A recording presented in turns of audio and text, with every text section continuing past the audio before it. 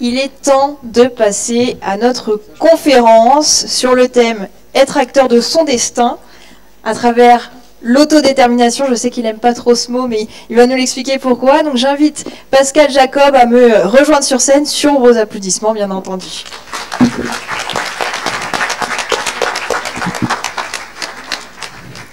Et si on a un petit micro pour Pascal, ce serait super.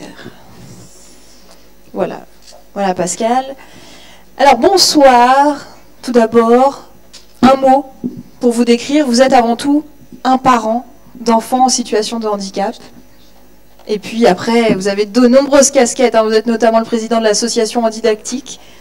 On va rentrer directement dans le cœur du sujet. Être acteur de son destin, ça passe par l'autodétermination. Et puis c'est quoi l'autodétermination finalement? Alors d'abord, je voudrais vous dire que de voir une salle comme ça le jour d'une assemblée générale, c'est exemplaire. Et ça, je voudrais vous dire que vous soyez aussi nombreux. Nombreux, c'est rare, et j'ai l'habitude de faire beaucoup d'assemblées générales. Bravo. Deuxièmement, le thème que vous avez pris, être acteur de son destin, c'est extraordinaire. C'est aujourd'hui, il faut qu'on se batte pour ça. Et c'est la vraie raison d'être parent. C'est la vraie raison d'être autour de nos enfants. Mais je voudrais commencer cette réunion et ce petit mot que j'ai à vous dire pour remercier une personne qui est là et qui a été la première quand elle était directrice du cabinet de Nora Berra. Moi, j'étais dans une colère épouvantable. Mon fils était depuis quasiment 1 an à l'hôpital. Et j'avais vu Xavier Bertrand. Et puis, j'ai été dirigé vers toi, Agnès, Marie égyptienne, que vous pouvez applaudir parce que c'est grâce à elle que beaucoup de choses se sont passées aujourd'hui. Agnès m'a vu arriver complètement fou dans son bureau et elle m'a fait confiance et elle m'a donné mon premier rôle de rapport d'État et qui, j'ai pas mis long feu à le faire. Et surtout, monsieur le Premier ministre a signé les décrets et les circulaires dans un délai extrêmement court. Ensuite, j'ai eu d'autres missions avec d'autres ministres dans le cadre du soin. C'est pour ça que tout à l'heure, quand on m'a dit que les AT étaient un établissement de soins, j'avais envie de corriger la chose, parce que c'est vrai que c'est financé par la sécurité sociale, mais ce n'est pas pour autant un établissement de soins, Dieu soit loué. Pourquoi et comment peut-on être acteur de son destin? Vincent, 17 ans, trisomie 21, me dit: Pascal, l'autonomie pour moi, c'est que tout le monde autour de moi ait aussi envie que moi d'être autonome, me laisse être autonome, me permette d'être autonome, me permette de décider pour moi. Vincent avait envie d'être acteur de son destin. Et qu'est-ce qui pouvait lui donner envie d'être acteur de son destin? Comment peut-on donner envie? Parce que c'est la première chose. Il faut que nos enfants en aient envie. Et moi, parent de 3 enfants, j'ai une fille qui va très bien, et toute sa vie s'est déroulée avec toutes les portes qui s'ouvraient, les unes derrière les autres, la crèche, l'école, tout ça. Et quand est arrivé Romain, et que l'étiquette d'handicap s'est mise sur lui, toutes les portes qui étaient ouvertes pour Sonia se sont fermées. Et ça, il y a 30 ans. Alors je n'ai eu de cesse que d'essayer de construire pour lui quelque chose. Mais je n'ai pas eu la chance extraordinaire, probablement, et je n'ai pas su le faire. Et je le regrette aujourd'hui. Est-ce que je lui ai donné assez envie d'être autonome? Moi, papa. Je l'ai protégé, je l'ai surprotégé. Romain et Clément, aujourd'hui, alors depuis, on a changé, mais il s'est passé quelque chose. Un 21 janvier, Romain ne parlait pas, n'a jamais dit un mot, jamais. Et ce dimanche, je ramène Romain à la maison d'accueil spécialisée et on l'installe parce qu'il est infirme moteur cérébral et épileptique dans sa coquille sur son lit pour qu'il se couche. Et puis il y avait dans la pièce l'aide de vie qui nous avait aidé le week-end et il y avait l'AMP qui nous a aidé à le coucher. Et puis moi, aux côtés du lit, sans regarder, je cherche ma valise et je dis, mais qu'est-ce que j'ai fait de ma valise? Et j'entends derrière moi une voix, ben, elle est là, papa, ta valise. Je n'avais jamais entendu la voix de Romain. Je ne savais pas qu'il était aussi actuel dans la journée, dans le temps, qu'il vivait tout ce qui se passait. Quelle stupeur j'ai eu, mais comment j'ai pu, depuis 21 ans, bébéiser mon enfant?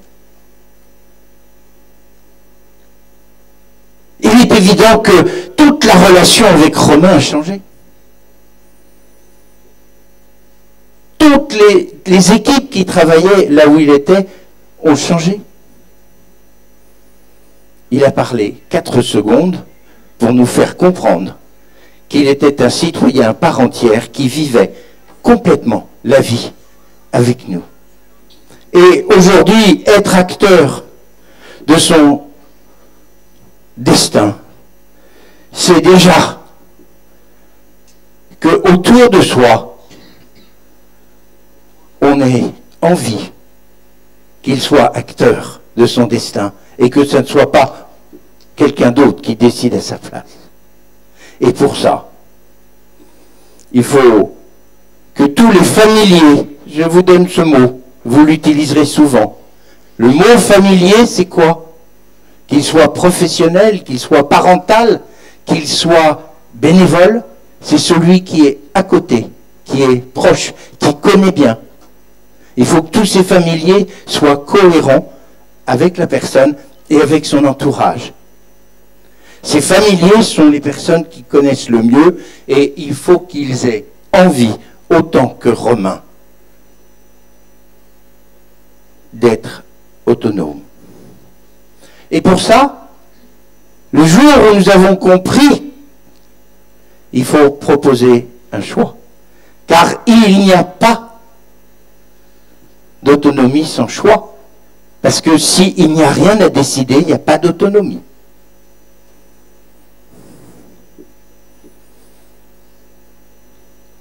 Aujourd'hui, être acteur de son destin, c'est comprendre qu'il faut assumer ses choix. On aura l'occasion tout à l'heure d'en parler avec nos amis que nous allons écouter avec grande attention. Très bientôt d'ailleurs. Très bientôt. Ensuite, je voudrais dire 2 choses. Assumer, c'est aussi choisir, et vous verrez qu'entre le cheval et le Japon, il y a des choses à décider. Vous l'aurez tout à l'heure. Mais aussi être utile, participer à la vie. Aujourd'hui, et avant d'inviter nos 4 amis qui vont nous expliquer ce dont ils ont envie, comment ils sont autonomes, comment ils assument leurs décisions et comment ils sont utiles. Je voudrais vous dire, l'autonomie est ce qui donne la dignité de la personne. La dignité de la personne, elle est essentielle parce qu'elle permet le vivre ensemble. Et parce que l'on peut choisir, eh bien, on est libre. Lorsqu'on n'a pas de choix, on n'est pas libre. Et il faut avoir du choix, car l'autonomie, c'est de la dignité dans la liberté. Merci. Merci beaucoup, Pascal Jacob. Je vous propose, Pascal Jacob, de vous asseoir ici, voilà, avec votre micro. Et donc, on va accueillir 4 personnes qui sont acteurs de leur destin, qui vont nous faire part de leur choix. Donc, j'accueille sur scène Cassandra Tempez, Léa Leroy, Junior Manga et Claude Courbière, sous vos applaudissements.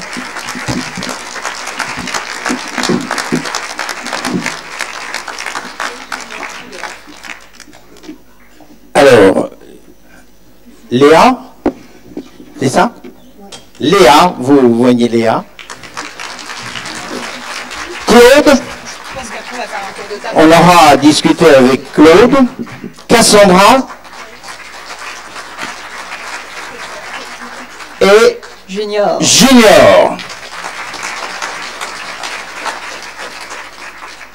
Ladies first, ok? Les femmes d'abord. Hein? Je pense que ce serait bien qu'on fasse un petit tour de table pour que vous puissiez vous présenter rapidement, nous dire votre nom, votre prénom, d'où vous venez, qu'on ait un petit peu quelque chose à savoir sur vous déjà. Je m'appelle Junior Manga, j'ai 30 ans et je travaille à La Roue, à les La Roue à Rieux. Merci Junior.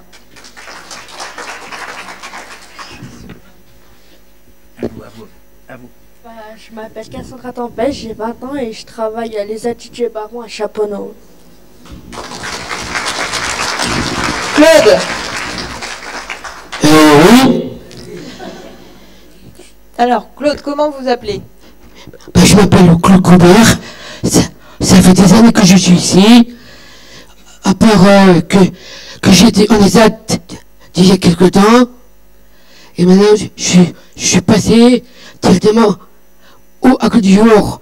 Après, c'est par le talent de Geneviève, qui est là, présent, et de Isma, qui est du Voix de Vie, qui m'a très bien accueilli. Merci. Bonjour. Et Léa.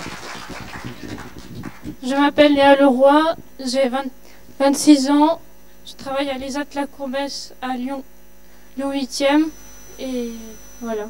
Très bien, merci Léa.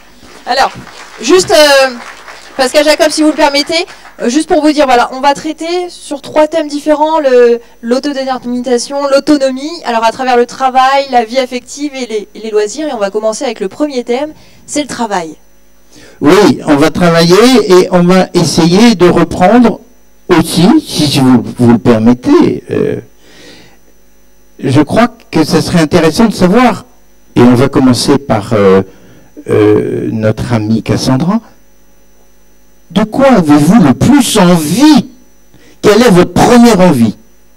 Partir au Japon. Non, c'est mon plus grand rêve, c'est de partir au Japon. Plus précisément à Tokyo. Ah. Alors ça, c'est une envie qui vient, comment elle est venue? À force de regarder des mangas et des séries en japonais. Donc il faut savoir que Cassandra comprend et parle un petit peu japonais maintenant. Un peu. Tu sais, juste un peu. Quels sont les mots que tu connais? Juste comme on dit merci. Oui. On dit arigato. Oui. C'est tout pour le moment. Bah, c'est déjà bien, hein? Alors, envie d'aller au Japon, il va falloir un petit peu d'argent, hein? Et il va falloir bosser pour ça. Faut 3500 € et d'après ma curatrice, je pourrais me payer mon voyage dans 2 ou 3 ans. Ah, ça c'est bien ça. Alors comment vous allez faire? Alors dites-nous, qu'est-ce que vous faites comme travail pour pouvoir aller au Japon? Je fais du tri de courrier pour une mutuelle, pour la MGEN. Je fais je fais du conditionnement pour les boirons. Enfin, maintenant on a... Oui, pour les homéostiques. On fait du Lagrange pour... On fait pour Simathèse aussi, pour le pastillage. Oui, et on m'a même dit, j'ai vu ça dans la presse, que vous travaillez avec Casino. Oui, je travaille pour Casino alors. tous les mercredis. Alors, qu'est-ce que vous faites chez Casino? Bah, je pose des antivols. Ah, très utile. C'est difficile? Non, pas tellement. Alors, vous allez gagner de l'argent pour pouvoir aller au Japon parce que vous avez un objectif. Vous avez même dû, et vous me l'avez dit tout à l'heure, réduire votre temps d'équitation parce qu'il j'ai tout arrêté. Vous avez tout arrêté, quel Oui, dommage. j'ai tout arrêté. Alors, il faut peut-être un petit peu plus vous payer. Il faudrait dire aux gens de Lagrange, de Boiron et de Cavenet d'avoir une petite augmentation pour pouvoir continuer le cheval. Ça serait pas mal, non? Non, Ou alors parce on gagne que... plus vite au Japon. Non, parce que ce que je veux dire, le cheval, bah, depuis que j'ai fait 2 ou 3 chutes impressionnantes, bah, je préfère arrêter. Ah, voilà la vraie raison. En tout cas, bravo, on peut écouter vraiment, bravo Cassandra. Alors, vous reprenez le micro, Léa, on viendra aux hommes après. Alors, Léa, Qui travaille à la Courbesse. qu'est-ce qui, aujourd'hui, Léa, est votre plus grande envie? Moi, j'aime bien cuisiner. Ah, et qu'est-ce que vous faites comme travail? Je travaille dans la restauration. Ça, Ça c'est tombe une bien. aubaine. Je fais des buffets pour les emporter dans les entreprises et du service à table. Les entreprises extérieures, plus précisément. Alors, vous avez un costume quand vous allez là-bas? Oui, je suis habillée Un uniforme et tout ça? en veste de cuisine, pantalon et chaussures de sécurité. Waouh! Et alors, quel est le plat favori que vous aimez faire? Les gâteaux au chocolat. Oui, est-ce que vous aimez les faire ou les manger? Les deux, mon capitaine.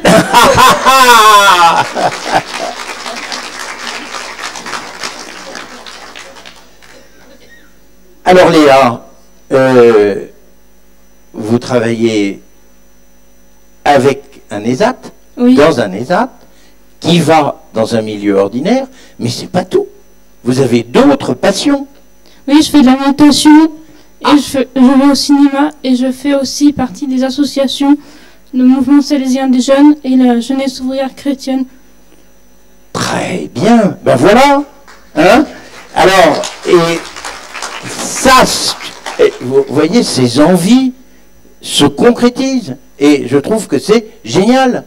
Hein? Alors, comment vous êtes arrivé là? Comment vous êtes arrivé à la cuisine? Comment vous êtes arrivé à tout à aimer le cinéma? Comment vous avez fait? J'ai obtenu un CAP agent polyvalent de restauration C'est-à-dire que vous êtes allé à l'école et dans Oui. un lycée professionnel. Et vous avez eu tous les diplômes? Non, j'ai que le CAP et aussi le certificat de formation générale. Très bien. Et ça suffit pour pouvoir être embauché Oui, dans cet ESAT oui, ça et ainsi suffit. travailler. Et alors, quel est votre projet, votre prochain projet de vacances? C'est de partir faire des activités sportives. Lesquelles? La randonnée, le canoë, plein d'activités sportives. Vous avez en Pêche. commun le sport. Hein? Il y a une personne qui a marché pendant 9 heures d'affilée. C'est qui?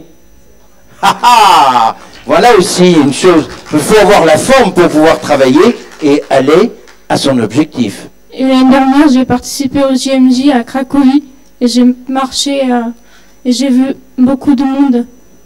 C'était bien? Oui, c'était super bien, j'ai rencontré le pape. Vous avez... Ah, ben voilà, on est sauvés. Je me demandais comment on arrivait à de tels talents. Hein? Oui, le pape François. Et Claude, faut être respectueux quand même de la chose. Enfin, non. Tout à fait. Bravo Léa. On peut vous applaudir et je dois vous dire que vous m'impressionnez beaucoup. Puisque le micro est à côté de Claude, on va avoir la chance de l'entendre. Mais je vois qu'il a amené ses notes. Claude, est-ce que d'abord vous pouvez prendre le micro? Non. Alors, Claude, aujourd'hui, j'ai cru comprendre que vous considérez que vous êtes un spécialiste du loisir. Eh oui, c'est vrai. Fait beaucoup d'activités, Claude, hein? Oui. Lesquelles? Et la carte était trop petite pour toutes les écrire. Ah, pas du tout, hein.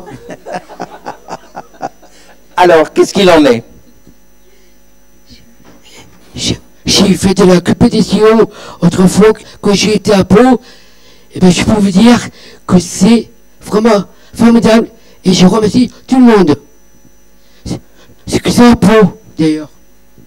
Alors, on m'a dit que vous étiez un homme de pétanque. Oui. Et que vous avez des boules, Oui. un cochonnet, un mètre, et tout ce qu'il faut pour pouvoir jouer professionnellement. Exactement. Alors, Je suis un pro.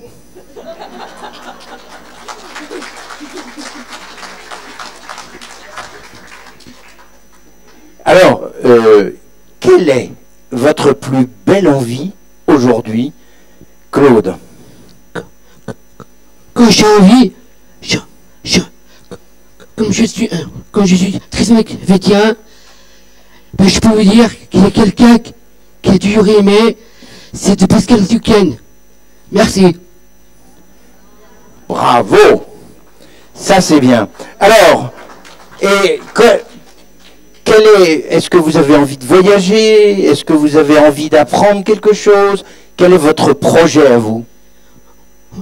Mon projet pour moi, c'est d'être ici. Ça fait des années, je suis là, entre Villeurbanne, Bourges et Lyon. Ça fait des années, je suis là. Des années? Oui. Depuis 30 ans, je suis là. 30 ans? Oui. Oui. Et on m'a dit que vous aviez participé à des sports de combat, par exemple? Jamais. Sur des jeux de vidéo, seulement. Ah, ce n'est pas vrai. C'est que pour les vidéos. Voilà. Ah, vous ne participez pas, vous regardez le sport de combat. Exactement. Ah, alors vous voyez comme quoi les fiches de temps en temps, hein, il va falloir voir les directeurs de cabinet. Hein. Bon. La marche à pied? Ah oui, souvent, avec eux d'ailleurs, où j'ai eu heureusement envie de vie, et c'est grâce à eux qu'ils l'ont fait. Depuis que c'était l'année dernière. Merci. Bravo. Aujourd'hui, Claude, on me dit que vous faites de la gymnastique. Exactement. Oui. Parlons. Dites-nous quelle gymnastique? Eh bien, c'est un gym douce, quoi. C'est que c'est mon foyer, d'ailleurs. Car il y a aussi de la marche, à pied même. Mais il y a des salles de balade chez nous. Ceux qui sont rescapés. Mais ceux qui sont du côté du PLO, du basket, et bien, croyez-moi, il y a des sportifs. Ouais. De la gymnastique avec le PLO qui est en fait que patinage laïque du lin. Et on fait beaucoup de choses comme du basket, du foot, du volley gymnastique, du relation, sport de combat, etc. Merci. Ah, d'accord. Et dans le basket, là, vous venez de l'évoquer, le basket, qu'est-ce que vous jouez comme rôle? Eh bien, un peu tout, quoi. Un peu tout. Un peu tout. Mais c'est hors de compétition. Merci. Hors compétition. Bravo. Écoutez, franchement, Claude, pour un spécialiste du loisir, beaucoup de talent. Est-ce que vous voulez bien me rendre le micro? Merci. Alors, nous allons travailler avec Junior. Junior, je trouve que c'est un très très beau nom. Parce que si j'étais Junior, je serais moins vieux qu'aujourd'hui. Non, c'est pas comme ça que ça doit se dire. Si. Bon, allez, Junior. Quelle est la chose qui vous fait le plus envie? C'est de travailler.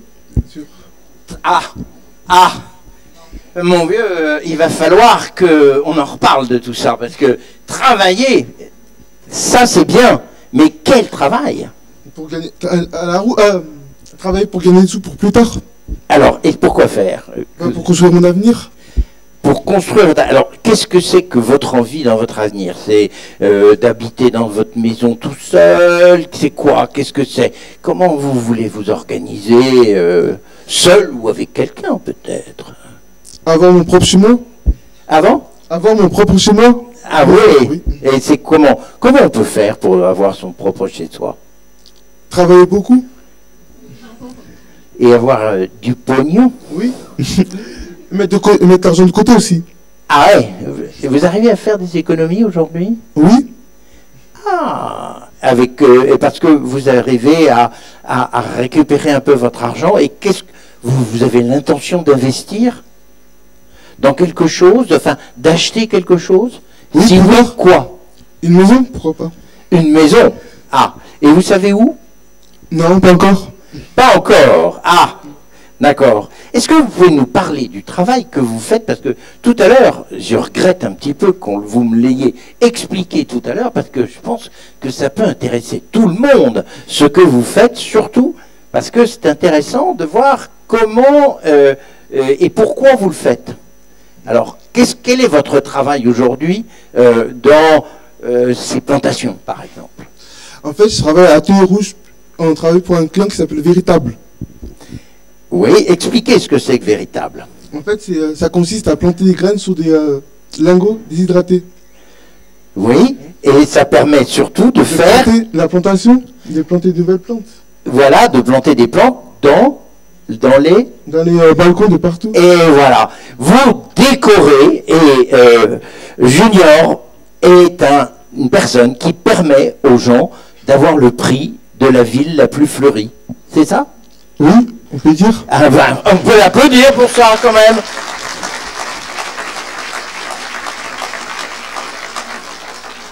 Et alors, qu'est-ce qui vous a donné votre chance?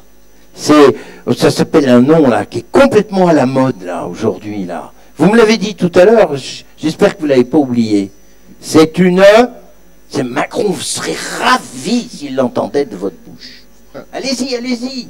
Dites-le. Une start-up. Voilà, ça y est, j'ai gagné. Bravo, vous êtes une start-up et vous réalisez une start-up. Nous avons besoin que toutes les personnes handicapées soient les start-up de leurs envies, soient les start-up de ce qui va faire qu'ils vont porter en eux leur autonomie, leur capacité. Alors, aujourd'hui, vous, tout ce que vous faites maintenant, c'est parce que vous avez une envie. Oui. Cette envie, c'est d'aller vivre dans un appartement, seul ou pas seul. Vous avez envie de fonder une famille? Oui, pourquoi pas? Pourquoi pas? Ouais, enfin, c'est plus sérieux que pourquoi pas. Oui. Aller au Japon. Mais après le Japon, qu'est-ce qu'on fait?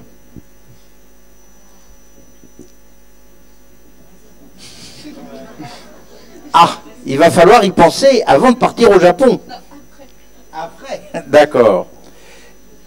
Et Claude, vous qui êtes un service professionnel de loisirs, quelle est votre envie maximum?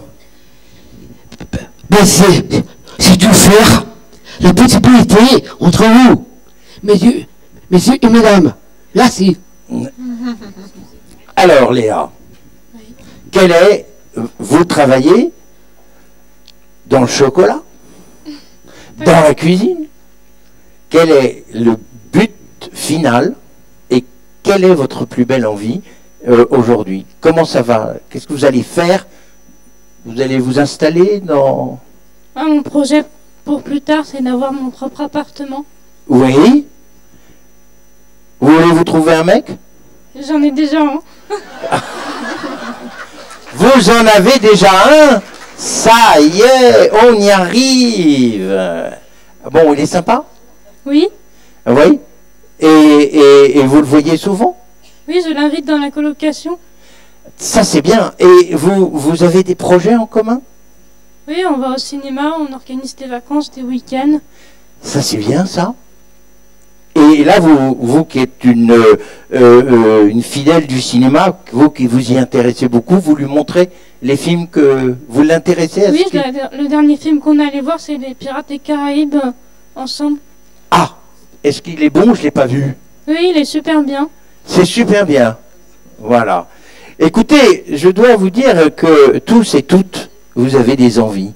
Tous et toutes, est-ce que nous sommes aujourd'hui des offreurs de choix, des offreurs d'opportunités, des offreurs qui feront que vous serez, vous, les acteurs de votre destin.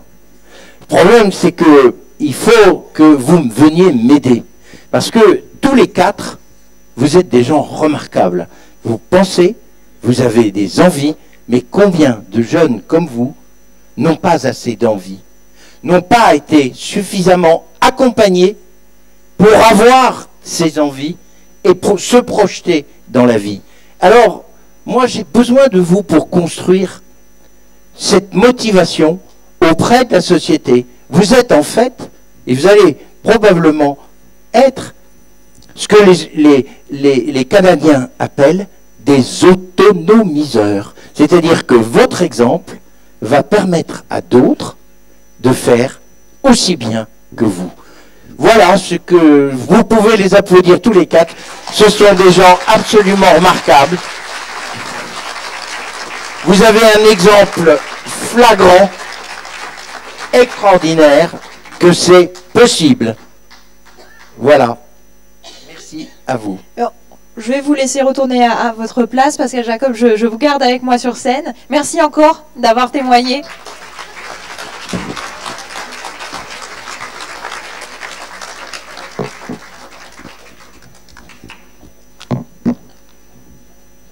Finalement, Pascal Jacob, on vient de le voir avec ce qu'ils viennent de nous dire. Avoir ses propres choix, construire son autonomie, ça passe par des choses simples de la vie. Avoir des projets simples. Un voyage au Japon, une vie de couple éventuelle, un appartement. Je dois vous dire, Roxane, que je me suis rendu compte, en travaillant avec tous les jeunes avec qui j'ai la chance au quotidien de partager leurs envies. La première chose que je vais vous dire, elle est simple. Il faut trouver le déclencheur. Et un jour, Magali m'a dit, tu sais, aimer quelqu'un, c'est un déclencheur d'autonomie. Avoir envie de voyager, c'est un déclencheur d'autonomie. Avoir envie tout court, c'est un déclencheur. Car, Roxane, vous le savez, que pour beaucoup, c'est des efforts considérables pour eux de réussir leur propre projet avec une énergie personnelle extraordinaire qui va faire qu'ils vont être des citoyens à part entière et ô combien utiles. Parce que, je dois vous dire, je me suis rendu compte que on n'avait pas besoin de l'autonomie quand on était enfermé dans un endroit où il n'y a pas de possibilité de l'avoir. Mais c'est dans le bassin de vie. C'est avec une société accueillante et accompagnante. Ce que nous venons de voir, ce que nous venons d'entendre, et j'ai cru comprendre que eux avaient la chance de l'avoir, leur autonomie est accueillie et accompagnée. Et ça, c'est extraordinaire parce que ça les soutient. Et ils ont donc la capacité de prendre le risque, de prendre une décision, même si c'est difficile, même si c'est un effort très lourd. Je me souviendrai toujours. Je suis parti avec mes enfants en Angleterre. Ils étaient tous les deux en maison d'accueil spécialisée et n'avaient pas accès à l'école dans les années 90. Quand je suis arrivé en Angleterre, la première chose qu'ont fait les gens, ils vont à l'école.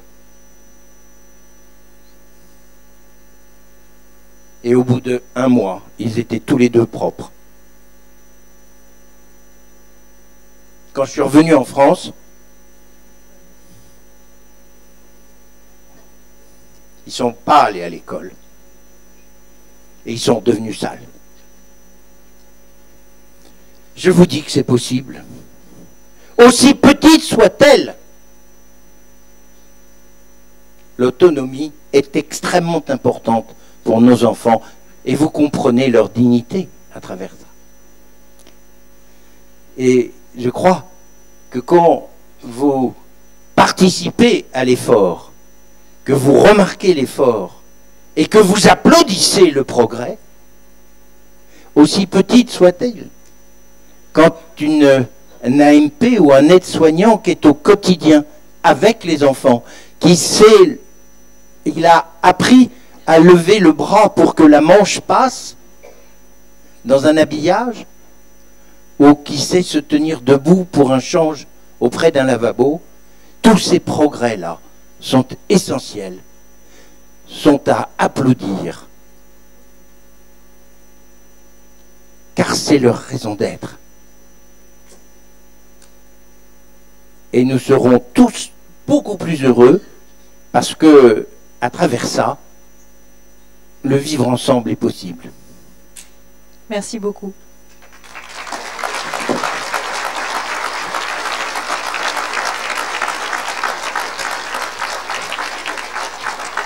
Donc on peut dire que finalement c'est à la société de compenser le handicap et non pas au handicap de s'adapter à la société.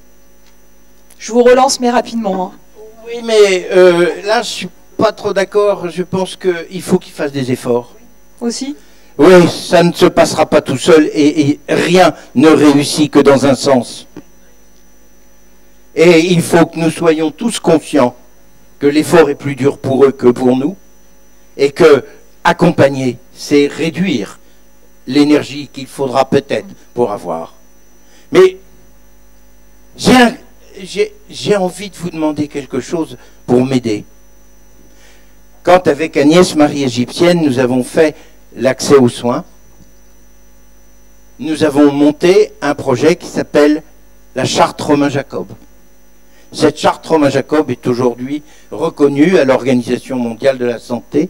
Elle est signée par tout le monde, du président de la République à un grand nombre d'hôpitaux. Il a été signé par vous dans la ville de Lyon.